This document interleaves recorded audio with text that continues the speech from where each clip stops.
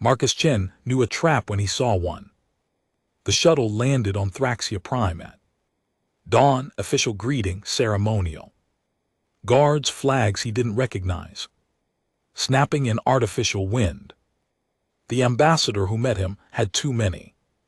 Teeth in her smile, welcome human. Diplomat Chen. The Emperor awaits your petition. Marcus nodded, adjusted his briefcase. Inside were 300 pages of trade. Proposals, Earth needed Thraxian fuel. Cells, Thraxia needed Earths. Agricultural patents, simple exchange. Should have been handled over subspace. Weeks ago, instead they summoned him. Here, red flag, the escort took him. Through the palace. Marble corridors. Carved pillars. Everything built for people 9 ft tall. Marcus felt like a child walking through. Adult furniture. They passed courtyards, where Thraxian warriors trained, moved. Like avalanches with purpose, all muscle. And controlled violence, the ambassador. Kept talking, the Emperor is most. Interested in Earth's proposal, most. Interested indeed, her accent made the words slippery. Hard to grab onto, they walked for 20 minutes. Marcus checked his chrono twice. The throne room should have been closer. They were taking the long route, showing off, making him small. He'd seen this before. Different planet, different species. Same dance. Then the corridor opened up. Not a throne room, an arena. Marcus stopped walking, the ambassador's smile stretched wider. We have arrived at the ceremonial. Ground ceremonial. Right, the arena was old, stone-worn. Smoothed by centuries of blood. Tiered. Seating rows in circles, maybe 10,000. Seats, all of them filled, Thraxians. Packed shoulder to shoulder, the noise hit him like a physical thing. Roaring, chanting, drums that made his ribs vibrate. This isn't the throne room. Marcus said, the Emperor wishes to honor your visit with entertainment. Marcus looked at her. She looked back, still smiling. He set his briefcase down carefully. Straightened his jacket. Where do I sit? Oh no, diplomat. Chen, you misunderstand. The drums stopped, silence dropped like a hammer. A door opened on the far side of the arena. Someone walked through. Marcus had done his research, knew the major players in Thraxian politics, the Emperor, his 3 sons, the trade ministers. He had not prepared for her. Princess Kareth crossed the sand like she owned gravity itself. 7 ft of coiled muscle and sharp edges, armor that looked grown instead of forged, dark metal that caught light and ate it. Her face was angular, predator herited, stamped into every line, eyes that tracked movement the way birds track mice, gorgeous in all the ways that make diplomats do stupid things. Marcus kept his face blank. She stopped in the center of the arena, turned, looked directly at him. The crowd went wild. Kareth raised one clawed hand, pointed. A second door opened. What walked through wasn't a person. It was violence given shape and purpose. Vren. Marcus recognized the name from his briefing files. Champion of Thraxia, undefeated in 800 duels. Killed his first opponent at age 12. Every scar on his body was a trophy. He wore them like medals. He was smiling. Vren crossed to stand beside Kareth. She barely glanced at him. Her eyes stayed locked on Marcus. The ambassador leaned close, whispered, the princess extends an offer. Human. A great honor. Marcus waited. Kareth's voice carried across the arena without effort. Human diplomat, you come seeking trade, resources, alliance. Marcus said nothing. I offer you something better. She touched Vren's shoulder. The champion bared his teeth. The crowd loved it. Defeat my warrior. In single combat, Kareth said, defeat him and you win me. The arena exploded, cheering, stamping. Thraxians loved a show. Marcus watched. The crowd read the room. They expected him to refuse. No. They wanted him to refuse. This whole thing was theater. Humiliate the human. Send him home empty-handed. Reject Earth's petition because their diplomat was too weak to accept a warrior's challenge. Standard power play. He'd seen it on 6 other worlds. Usually he played along, made excuses, kept negotiations alive through back channels, but something about Kareth's posture bothered him. The way she stood, too straight, hands loose but ready, like she was waiting for a blow that hadn't landed yet. She wasn't enjoying this. Marcus looked at Vren. The champion was still smiling, confident, bored, almost like he'd done this 100 times. Maybe he had. Marcus did the math, worked the angles. Then he did something stupid. What are the rules? He asked. The arena went quiet again. Kareth blinked. First sign of reaction he'd seen from her. Rules, she repeated, for the combat. What are the rules? Not a question, a statement. The ambassador grabbed his arm. Diplomat Chen, perhaps we should discuss rules, Marcus said again. Louder. Vren stopped smiling. Kareth studied him. Something moved behind her eyes. Calculation. Reassessment. Standard challenge law. She said slowly. First blood, first yield, or first death. Weapons, unarmed combat, no enhancements, no external technology. Marcus nodded, set his briefcase down. Opened it. The ambassador made a choking sound. He pulled out his jacket, folded it, placed it on top of his documents, removed his tie, rolled up his sleeves. The crowd noise started again, confused. This time uncertain. Kareth's clear's throat expression didn't change, but her stance shifted. Wait.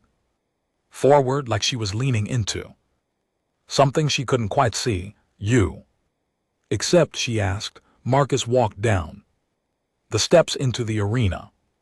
His shoes hit sand.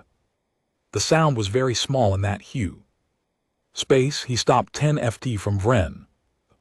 Champion was still staring at him, disbelief creeping into his features. Marcus looked past him, met Kareth's eyes. I accept, he said, under full contract law as witnessed by the Crown, all applicable treaties and diplomatic exemptions in force.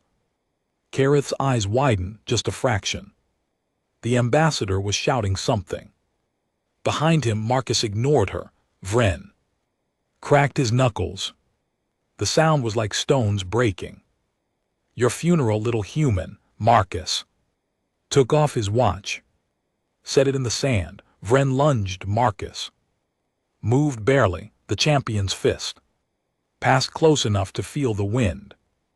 Marcus twisted, dropped low. Vren's follow-up caught him in the ribs. Pain exploded. White and sharp, Marcus stumbled back.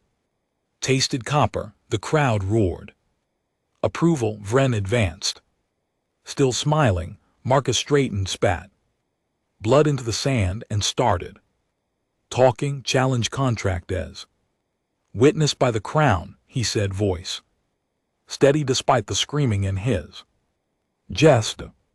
Subsection 4, paragraph 2. Diplomatic immunity extends to Vren. Swung again. Marcus ducked, kept talking. All formal challenges, unless explicitly waived in writing by both parties, and another hit shoulder. This time, Marcus rolled with. It didn't stop. Submitted to the Council of Accord no fewer than 30. Standard days prior to Vren paused. Confusion breaking through battle focus. What are you doing? He growled. Marcus circled. Put distance between them, filing. Procedural objections, he said. Challenge contract violates treaty law. Specifically, the Accords of Rathmere. Third Amendment, which states Kareth's hand came up. Halt, Vren stopped. Mid-swing, the arena went dead silent. Kareth walked forward, each step deliberate. She stopped beside Vren. Looked down at Marcus, blood on his face, uniform torn, breathing hard. Still standing, still talking. You claim treaty violation. She asked. I claim, Marcus said, that this challenge was offered without proper diplomatic protocol. Under Thraxian law, that makes it void. Her expression was stone, but her eyes were furious, not at him. You read our combat law, she said quietly, every word long. Silence, then she smiled. It was not a nice smile. This human, she announced, to the arena, has invoked ancient right. We paused to deliberate. The crowd erupted, confusion, anger, excitement. Kareth turned, walked away. Vren stared at Marcus. Marcus wiped blood from his mouth. Didn't look away. Marcus sat in a side chamber. Medical drone hovering over his ribs. The ribs were cracked. 2 of them. The drone injected something cold that made the pain distant. He didn't care about the pain. He cared about the contract terms. The door opened. Kareth walked in alone. Her guards started to follow. She waved them back. The door closed. They stared at each other. She moved first, crossed the room, stopped 3 feet away. Up close she was even more dangerous. Every movement carried threat. Like watching a blade decide whether to cut. You're not what I expected, she said. Marcus leaned back in his chair. Most humans aren't. Most humans refuse the challenge. That's what you wanted. Her jaw tightened. Explain. Marcus gestured at his ribs. May I stand? Hurts less, she nodded. He stood slowly. The drone beeped protest. He ignored it. The challenge was designed to fail, he said. Offer the human a warrior's duel. Watch him refuse. Claim Earth lacks honor. Reject the trade petition. Everyone goes home. Kareth said nothing. But I didn't refuse, Marcus continued. So now you have a problem because challenge law is sacred on Thraxia. And I invoked it correctly. You could still withdraw. Could, won't. Vren will kill you, Marcus smiled. It wasn't a happy smile. Will he?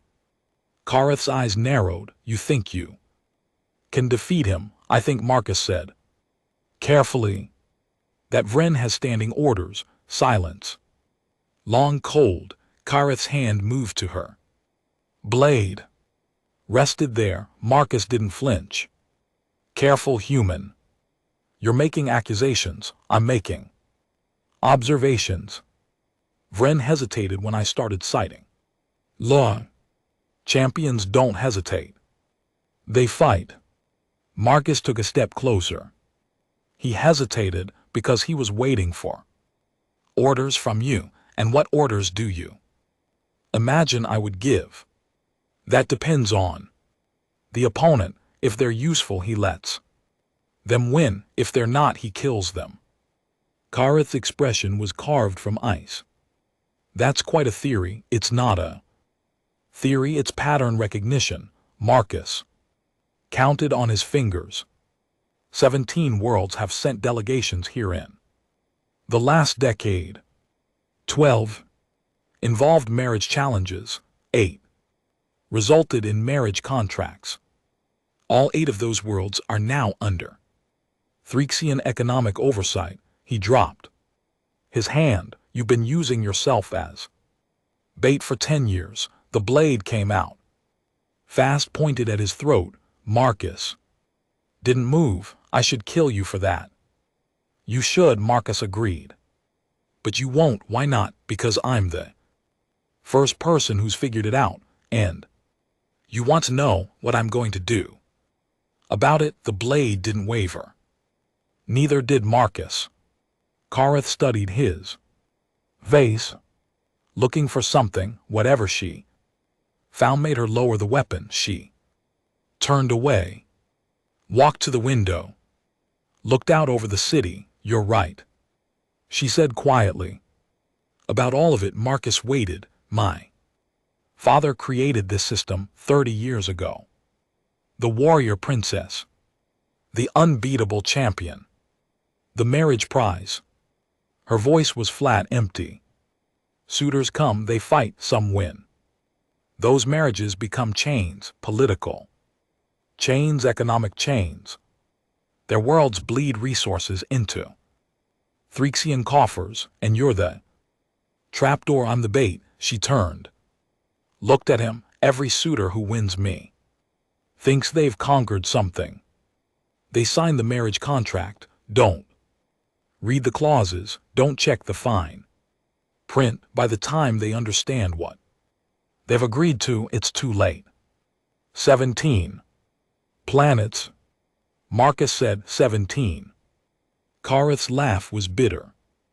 My father calls it elegant, bloodless conquest. No ships, no armies, just law and contracts, and fools too proud to read carefully. Marcus nodded slowly. And you've been the prize in his game your whole life, since I was 16. The medical drone beeped. Marcus waved it away. What happens, he asked, if someone wins and doesn't claim you? Kareth froze. What? The marriage contract. It requires acceptance, yes. Both parties have to sign. No one's ever refused. That's not what I asked. She stared at him. Why would anyone refuse? They've won. I'm the prize. You're a person, not a prize. Something cracked in her expression, quickly hidden. But Marcus saw it. If someone won and refused, she said slowly, the contract would be void. The challenge fulfilled, but no marriage binding, and the suitor's petition would stand on its own merits. Marcus smiled. Then I have a proposal. You're in no position to negotiate, human. I'm in the perfect position. I've already accepted your challenge. Under treaty law, that acceptance is binding. He took a step toward her. But the challenge contract has exploitable clauses. Kareth's eyes sharpened. Explain. You offered me a duel against Vren. Victory wins your hand. Standard terms, standard structure, yes. But what if I counter-offer? Change the terms entirely. You can't. The challenge is accepted. I can if you agree. Challenge law allows for mutual modification if both parties consent. Marcus pulled a data pad from his pocket, tossed it to her. I did my homework. She caught it. One-handed, scanned the screen. Her eyes widened. You want to fight me? Instead. In no prize. No marriage, just terms. What terms? If you win, Earth withdraws its petition. We leave, no deal. And if you win? Marcus met her eyes. You get a council seat with full power over your own marriage contracts. Dead silence. Kareth stared at the data pad, then at him. This is insane. It's legal. I checked. My father would never allow it. Your father doesn't have to. Challenge law is older than the emperor. He can't override it without violating sacred tradition. She was shaking her head. You don't understand. If I fight you, I'll win. You're human, I'm trained. This isn't even close to fair, I know. Then why would you offer this, Marcus? Limped toward the door. Stopped, looked back. Because you've been trapped in someone else's game for 16 years. I'm offering you an exit. Whether you take it is your choice. He opened the door. Wait, he turned. Kareth was still holding the data pad, staring at it like it might explode. If you lose, she said quietly, Earth gets nothing. Your petition dies. You go home empty-handed. I know. Why would you risk that? Marcus thought about how to answer, decided on the truth, because I've read every contract your father's victims signed, every clause, every trap. I know what he does to worlds stupid enough to accept his deals. He straightened, and I know what it looks like when someone's been turned into a weapon they never wanted to be. Kareth's hand tightened on the data pad. One more question, she said. Go ahead. When Vren was beating you in the arena, when you were citing treaty law, and everyone thought you were insane. She looked up. You knew it would work. You knew I'd stop the fight. I took an educated guess. Why? Because you're not stupid. And only stupid people ignore their own laws when someone uses them correctly. Marcus smiled. Plus you looked bored. Figured you might appreciate someone changing the script. Kareth laughed, actually laughed. The sound was rusty, like machinery that hadn't moved in years. You're either very brave or very stupid. Marcus Chen, I'm a diplomat. We're always both. She looked at the data pad again. Read through the terms, once, twice, then she pressed her thumb to the screen. Authorization accepted. I'll present this to my father tonight, she said. He'll love it. He thinks everything is entertainment, and you. Kareth walked past him, stopped in the doorway. I think you just gave me a weapon I've never had before. She left. Marcus stood alone in the medical room. His ribs screamed. He smiled anyway. The game just changed. The Emperor of Thraxia looked like someone had carved him from old wars and older grudges. He sat on his throne, massive, ancient, covered in the kind of scars that came from surviving things that should have killed you. He was laughing. Read it again, he said. Kareth stood before him, spine straight, voice level. The human diplomat Marcus Chen proposes a modified challenge, direct combat between himself and Princess Kareth. No marriage prize. Alternate terms as follows. No. The part about you getting veto power.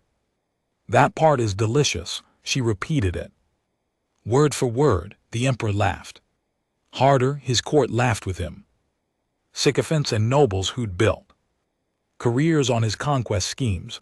Marcus stood to the side, silent, watching. They'd given him a fresh uniform, bandaged his ribs. He looked almost diplomatic again. Almost. The bruises on his face told a different story. Veto power, the Emperor repeated, over your own marriage. Oh, this human is entertaining.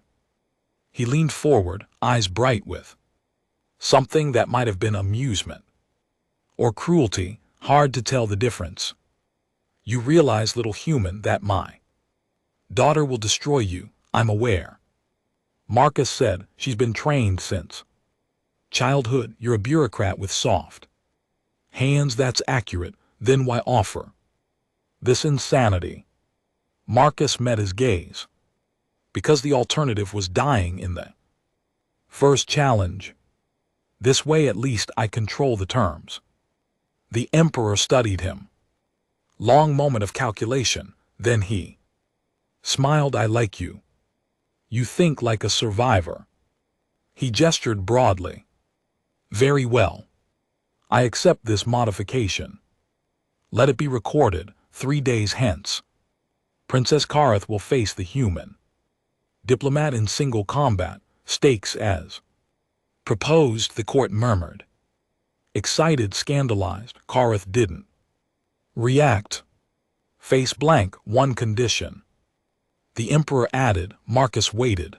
The fight is public, full arena. I want everyone to see this. Agreed. Wonderful. The emperor waved a hand. Dismissal. Prepare yourselves.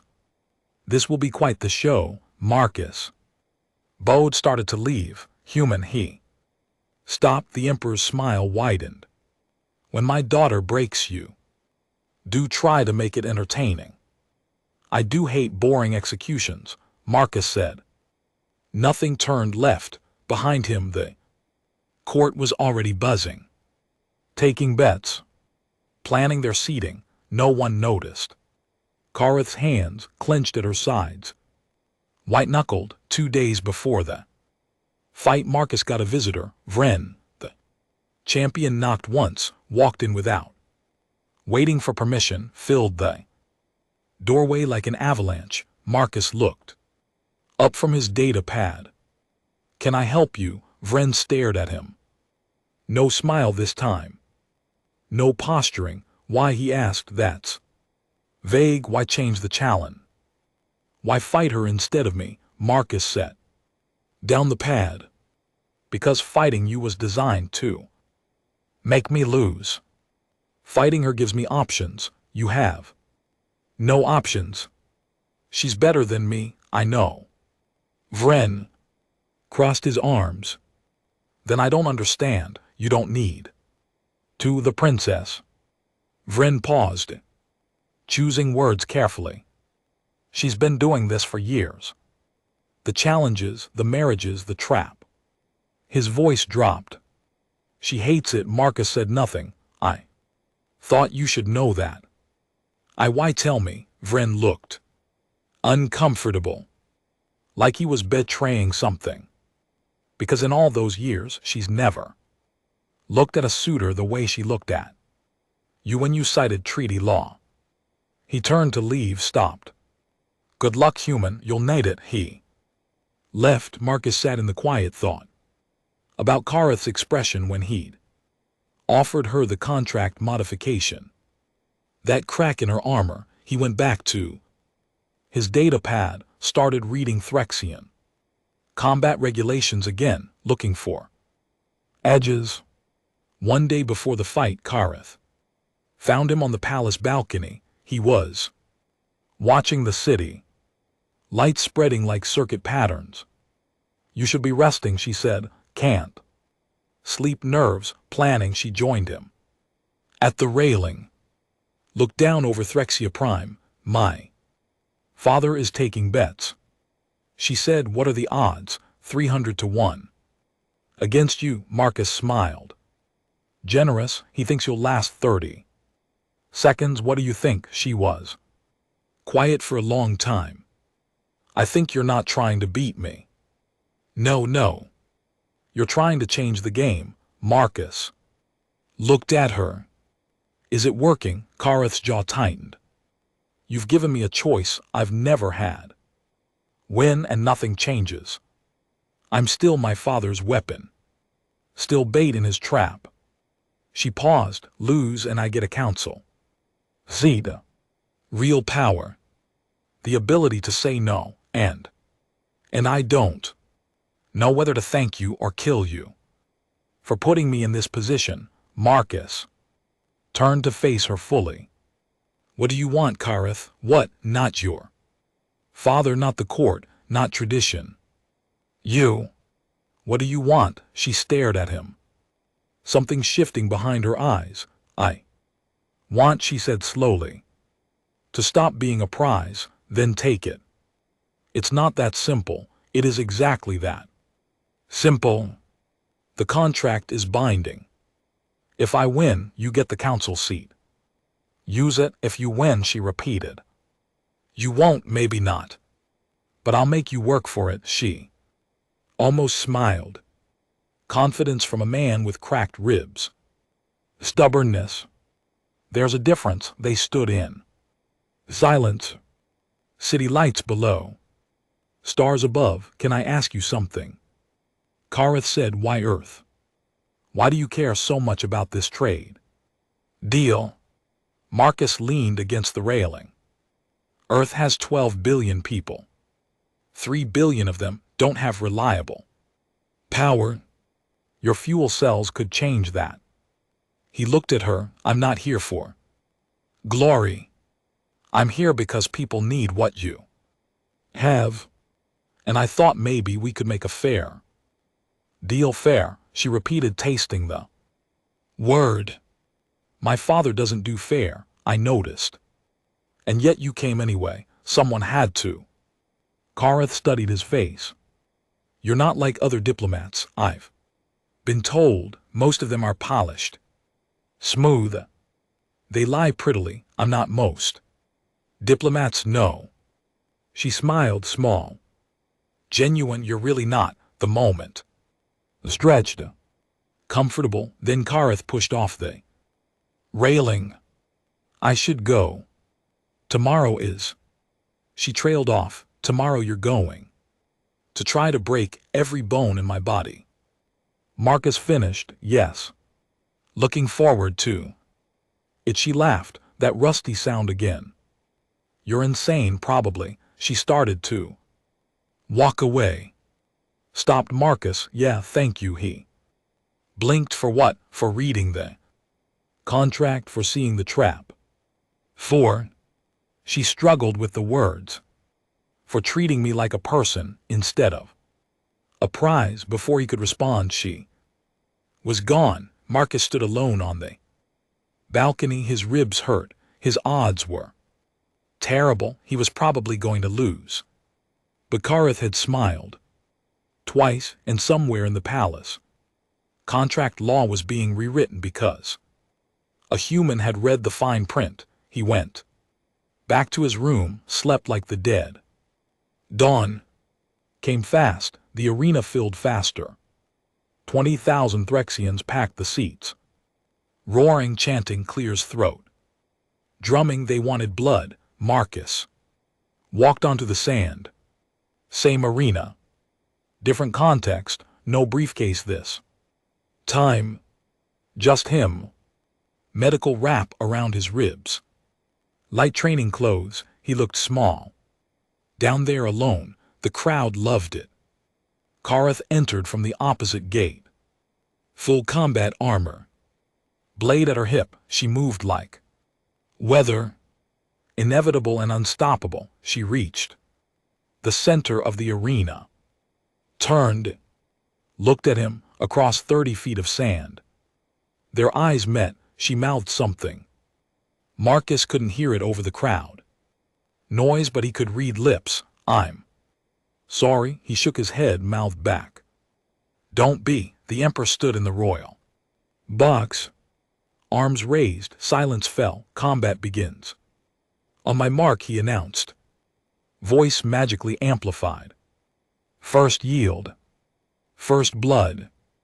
Or first death. He smiled. Begin. Drum started. Kareth drew her blade. Marcus didn't move. You're not armed. She called. I know. You need to defend yourself. Not yet. Her eyes narrowed.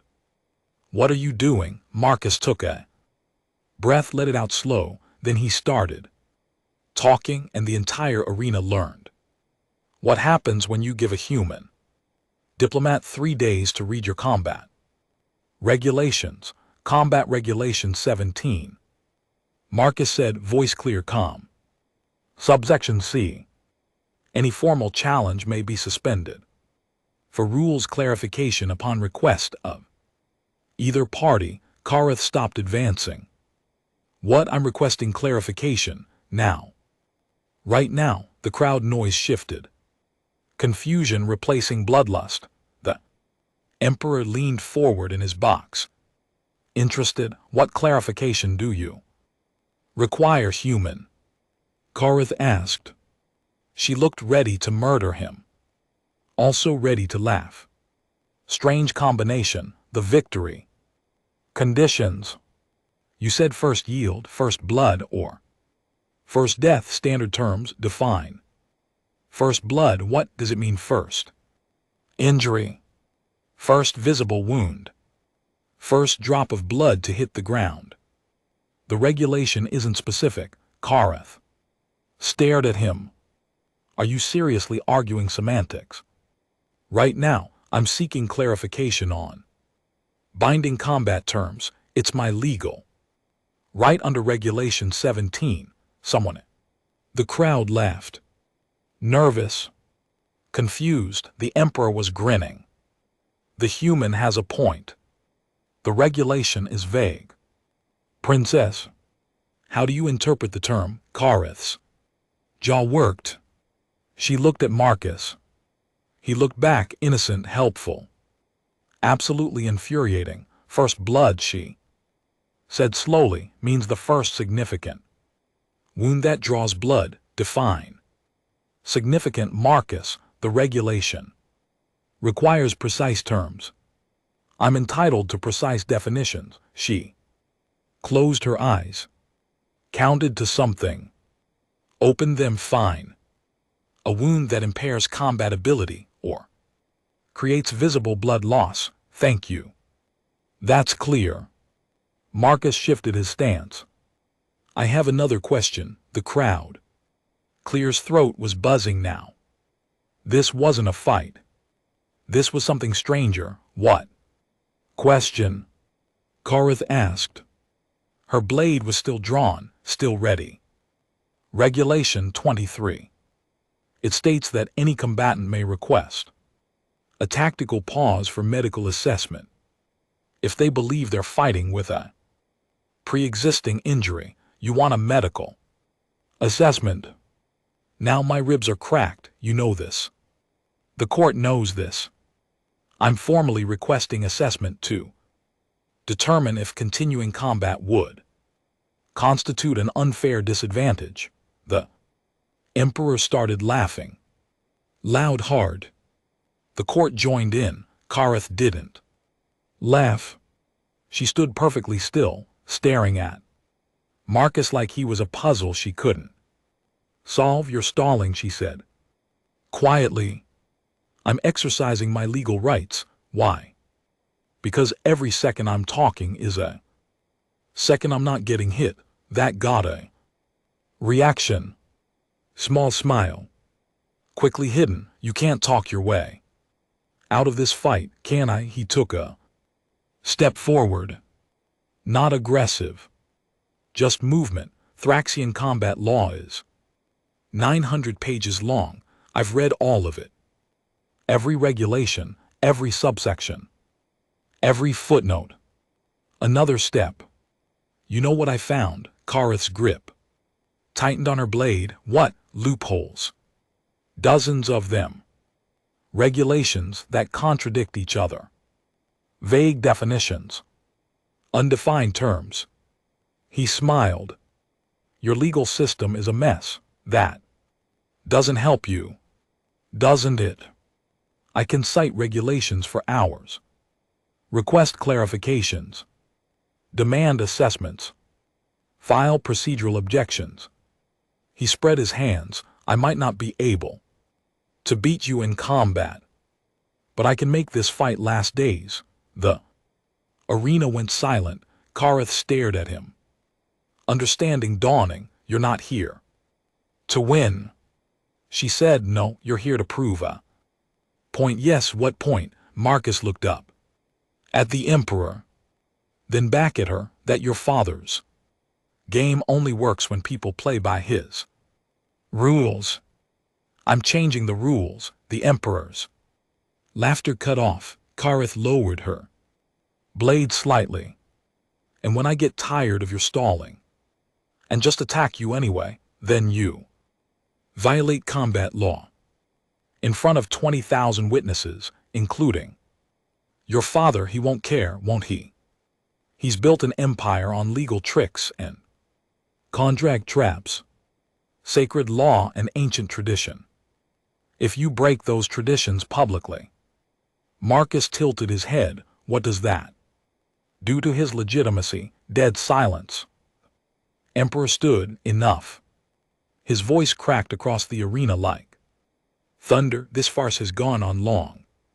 Enough. Princess Kareth. You will fight. Human, you will defend yourself or die. Now Marcus looked at Kareth.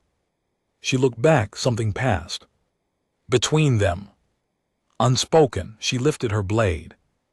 Assumed combat stance, he raised his hands. No weapons. Just fists. They circled, the crowd held its breath. Then Kareth moved fast. She closed the distance in 3 steps. Blade came around in a controlled arc. Marcus dodged. Barely, she flowed into the next strike. Low high. Testing his defenses, he gave ground. Moving. Staying alive, the blade kissed his shoulder. Shallow cut. Blood welled. The crowd roared. First blood, the announcer called. Kareth stopped. Marcus looked at his shoulder. Red staining his shirt. He didn't yield. Continue, the emperor ordered. Kareth hesitated. It's just a scratch, Marcus said quietly. Only she could hear him. Not combat impairing. Doesn't meet your definition. Her eyes widened. You're insane. Probably. She came at him again. Faster this time. He couldn't match her speed. Couldn't match her training, but he could think. Every time she committed to a strike, he moved early. Reading her stance. Her weight shift. She cut him twice. More. Arm, leg, shallow wounds. He kept moving. This is pointless, she said. Frustration creeping into her voice. I'm better than you, I know. Then yield. Can't. Why not? Because you need me not. To that stopped her. They stood 6 ft apart, both breathing hard. Marcus bleeding from 3 cuts. Kareth barely winded. What does that mean? She asked. Marcus wiped blood from his arm. If I yield now, nothing changes. You win, I lose. Your father's game continues. He straightened. But if I keep fighting, if I keep finding regulations and loopholes, if I make this last, what? Then everyone watching learns something important. That the rules can be used as weapons. That contracts have edges. That maybe they should read the fine print before accepting challenges. Kareth's expression shifted. You're not fighting me. You're teaching them. Yes. My father will have you killed for this. Maybe. But the lesson's already out there. She looked at the crowd. 20,000 Thraxians watching. Learning.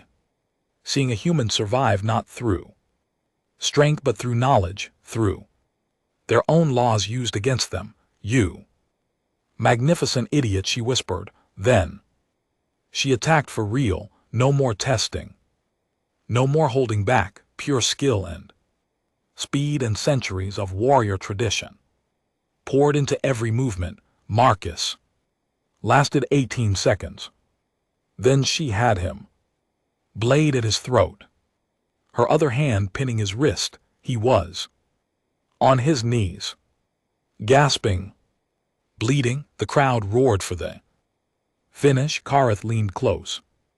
Whispered, why are you doing this? Really? Marcus looked up at her. Blood on his face. Utterly beaten. Smiled. Because I read your contract law. And you're the only one who never signed it. Her eyes went wide. The blade at his throat didn't move, but her hand was shaking. What did you say? You've been enforcing your father's marriage contracts for 16 years, binding other people to terms and conditions. Marcus's voice was rough, quiet. But you never signed one yourself. You were a child when this started. Legally, you couldn't consent. Her breath caught. That means, Marcus continued, that every contract clause requiring you to marry challenge winners was never binding. Your father's been using a weapon that doesn't legally exist, the blade. Lowered fraction of an inch. How did you? I read everything, including the consent age laws, the contract formation requirements, the legal precedents. He met her eyes.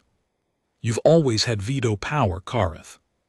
You just didn't know it. She stood, frozen, blade still at his throat, processing. The Emperor's voice cut through. Finish it, daughter. Kareth didn't move. Kill him or accept his yield. End this. She looked down at Marcus. Kneeling. Beaten, still smiling. Why tell me this? Now she asked because Marcus said, whether you kill me or let me yield, you need to know. You were never trapped. The cage was always unlocked. Kareth stared at him. Something broke in her expression. Not defeat, release. She pulled the blade back, stepped away, looked up at her father in the royal box, and smiled. It was not a nice smile. I have a question, she called, voice carrying across the arena. About contract law. The Emperor's expression darkened. This is not the time. Combat Regulation 9. Any combatant may pause to address the presiding authority on matters of legal. Standing dead silence, she turned to face him fully. I formally request review of all marriage contracts enacted under my authority as Princess of Thraxia. The court erupted. The Emperor stood.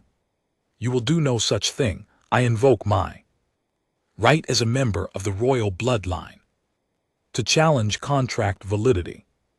Specifically, I challenge the consent provisions of every marriage agreement signed in my name while I was below the age of legal majority. Chaos, shouting, arguments, nobles realizing their carefully constructed deals might be falling apart. Kareth didn't move, didn't flinch. Marcus, still kneeling in the sand, watched her stand, for the first time truly stand.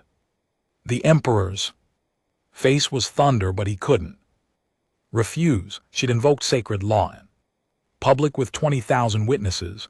This conversation, he said coldly, is not over. No, Kareth agreed.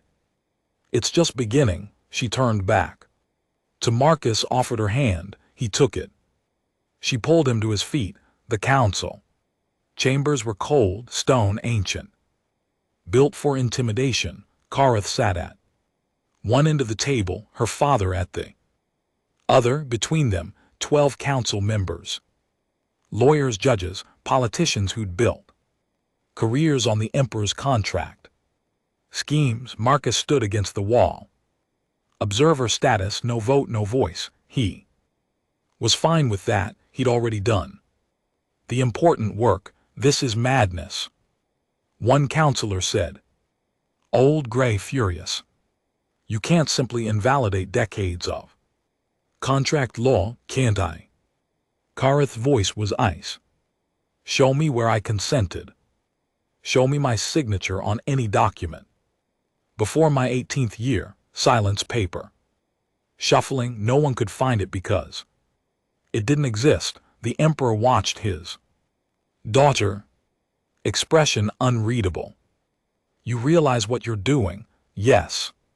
17 worlds have treaties built on those marriage contracts, illegitimate treaties signed under false pretense. Those worlds will demand reparations. Let them. Kareth leaned forward. Or we could offer them something better. Actual trade agreements, fair terms, no marriage chained, no conquest dressed as ceremony. A counselor laughed, bitter. You think they'll accept that? After everything? I think, Kareth said, they'll appreciate honesty more than Exploitation, the Emperor's fingers, drummed on the table. And if they don't, then we negotiate. Like civilized beings instead of predators, we are predators. We don't have to be father and daughter. Stared at each other. Old war. New battlefield. Finally the Emperor sat back. You've thought this through. I've had 16 years to think about it. He almost smiled. The human gave you ideas. The human gave me evidence. The ideas were always mine. The Emperor looked at Marcus. Long look. Calculating. You're either very clever or very lucky human, Marcus said. Nothing, he's both, Kareth said. Which is why I'm recommending we approve Earth's trade petition. Full terms. No modifications. The council erupted. You can't be serious. This sets terrible precedent. The human manipulated enough. Emperor's voice cut through the noise. Like a blade silence, he looked at Kareth, then at Marcus. Back to Kareth, you want to give him everything he came for after he humiliated you in the arena, after he exposed our entire system. He didn't humiliate me, he freed me by losing, by reading, by thinking, by treating me like a person instead of a trophy. She met her father's gaze. Something I notice you've never done. That clear's throat landed. Emperor's expression hardened. Then slowly relaxed. He started laughing, quiet at first. Then louder. The council looked confused. You know what the truly amusing part is? The Emperor wiped his eyes. I'm proud of you, Kareth blinked. What? You learned, adapted, found the weakness in my system and exploited it. He gestured at Marcus. Using his tools, yes. But the will was yours, the courage to act. He stood. That's what a ruler does, finds advantages, uses them. I'm not trying to rule, not yet. But you will. He walked around the table, stopped beside her chair. Vote stands. Earth gets its trade agreement. You get your council seat. And I, he smiled, sharp, dangerous, I get to watch what you build with your new freedom. He left. The council sat in stunned silence. Then one by one they voted. 8-4 the trade petition passed. Kareth won her council seat and Marcus Chen got to go home. 3 days later, Marcus stood at the shuttle dock, ship warming up behind him, Earth flag on the hull, home waiting. Kareth found him there. She ditched the armor, wore simple clothes, almost looked normal, almost leaving without saying goodbye. She asked, wasn't sure you'd want one. Because I stabbed you 3 times. It was a good fight, she laughed. It was a disaster. You bled everywhere and quoted regulations at me, strategy, insanity. They stood quiet for a moment. Thank you, Kareth said, for everything. You did the hard part. I just read the manual. You read the manual no one else bothered with. You saw what I couldn't. She paused.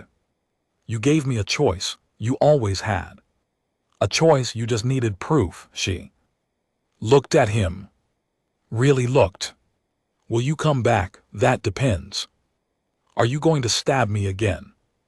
Probably not. Then maybe. Kareth smiled. Genuine, warm. Earth is lucky to have you. Earth mostly thinks I'm weird and too focused on paperwork. They're not wrong. Marcus picked up his briefcase. Same one from the first day, little more battered now. Inside were signed contracts, trade agreement, fuel cell specifications, everything he came for. Everything Earth needed. Take care of yourself, Kareth. You too, Marcus. He walked toward the shuttle. Stopped at the ramp, turned back. One more thing, yes, your father said. He's proud of you for learning to exploit systems and find advantages, I know. It was disturbing, he's wrong. Though she tilted her head. About what? About what you learned? You didn't learn to exploit, you learned to free. Marcus smiled. That's the difference between rulers and leaders. He boarded before she could respond. The shuttle lifted off. Kareth watched it rise into the sky, disappear into clouds. Gone. She stood alone on the dock, not trapped, not bait, just herself for the first time in 16 years. 6 months later, Earth Communications received a transmission. Encrypted, high priority, direct to Marcus Chen's office. He opened it. Contract document, 2 pages, personal, not political. The terms were simple. Dinner, neutral location, her choice of restaurant, his choice of conversation. Topics, no marriage clauses, no binding agreements, no political strings, just 2 people meeting as equals. The signature line at the bottom was empty, waiting. Marcus read it 3 times, set it down, picked it up again. The paper was softer than diplomatic parchment, personal, stationery, the kind you used for things that mattered. He pulled out his pen, paused, smiled, signed. 2 weeks later, Marcus found himself on a space station between Earth and Thraxia Prime. Restaurant called the Neutral Zone. Tourist trap mostly, but the food was supposed to be decent. He arrived early, wearing civilian clothes. No briefcase, no diplomatic credentials, just himself. Kareth was already there, sitting at a corner table. No guards, no entourage. Just her. She'd cut her hair shorter. Looked good. He sat down. They stared at each other. Hi, he said. Hi. Silence, comfortable. So Kareth said, you signed a contract without reading the fine print. I read it. There was no fine print. Revolutionary concept. I thought you might like it. She smiled. I do, though I'm a little disappointed. You didn't add 17 subsections and demand clarification on the term dinner. I thought about it. Of course you did. The server came, took orders, left. They talked about everything, nothing. Politics, music, the weird food on the station, how Kareth's reforms were going. And GT, clears throat. And GT, how Earth's power grid was improving. Hours passed, neither noticed. At some point Marcus asked, how's your father handling the changes? Kareth's smile turned sharp. He's furious, also impressed. Thraxian politics are adapting how 6 of the marriage contract worlds have renegotiated fair terms, actual trade, no exploitation. She paused. My father hates it, but he can't stop it, not without breaking the same laws he built his empire on. Poetic, ironic, same thing. Usually, she laughed. They talked more. Eventually, the restaurant started closing. They walked out together. Station corridors quiet. Late cycle. This was nice, Kareth said. It was. Want to do it again? That depends. Are there going to be any combat challenges involved? I'll put it in the contract, no stabbing clause. Appreciated. They reached the docking bays. Her ship one direction, his ship the other. Neither moved. Marcus, yeah. Thank you for seeing me, not the princess, not the weapon, just me. He smiled. That was the easy part. You're hard not to see. She kissed him. Brief. Soft, pulled back. That wasn't in the contract, he said. Amendment verbal. Consent, I'll allow it, she laughed. Turned, started toward her ship. Stopped, looked back. Next time, my world. I want to show you something. What? The contract archives, where my father kept all his schemes. Her smile was wicked. I thought maybe we could burn them. For symbolic purposes, that sounds like destruction of legal documents. It does. Doesn't it? Marcus considered. I'm in. Good. She left. He watched her go, then headed to his own ship. Inside, he pulled out the dinner contract. Looked at both signatures, hers. His. No coercion, no traps, no hidden clauses, just two people choosing to see each other again. He filed it carefully. Not in his diplomatic folders, in the personal drawer where it belonged. Outside the viewport, stars turned. Ships moved between worlds, and somewhere between Earth and Thraxia. Prime, two people who'd met in an arena. Built for conquest, were building something different, contract by contract, choice by choice, together. Marcus smiled, went home. The real work was just beginning, but for the first time in his career he was looking forward to the paperwork.